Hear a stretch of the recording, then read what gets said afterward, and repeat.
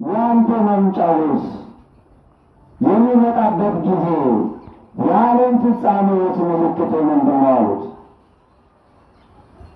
ምልክቱን ንገረን አሉት።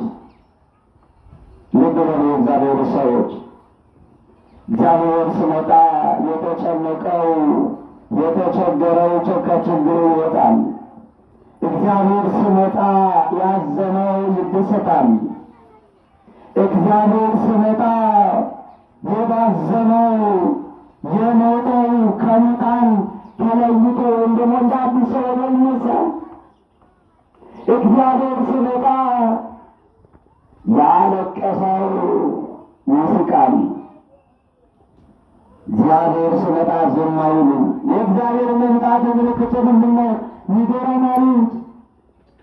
እናንተ ምንድን ነው ማለት ያለባችሁ? እግዚአብሔር ጌታ ሆይ እያላችሁ ንስሐ መግባት፣ መጾም፣ መጸለይ፣ መጠየቅ በአንተ በሚመጣበት ጊዜ እንዳላፍር ያኔ እንዳልሰቃይ በሥጋም በነፍስም እንዳንሞት ብላችሁ መጸለይ ያስፈልጋል። ወደ እሱ መጮህ ያስፈልጋል። እሱን መለመን ያስፈልጋል። ለዚህም ሐዋርያቶቹ ተሰብስበው ምልክቱን ንገረን አሉት። ምልክቱ የዓለም ፍጻሜ ምልክት፣ አንተ የምትመጣበት ሰዓት፣ አንተ የምትደርስበት ጊዜ ምልክቱ ምንድን ነው አሉት። ዛሬም አባቶች፣ ዛሬም ቤተ መቅደሱን ቤተ ክርስቲያኑን መጠየቅ አለባችሁ። አንዳንዶቹ መንገድ ላይ ቁጭ ብለው ጌታን ተቀበሉ እንደሚወጣ አይደለም። ለዚህ እኮ ነው ቅዱስ ዳዊት እንዲህ በማለት ይናገራል።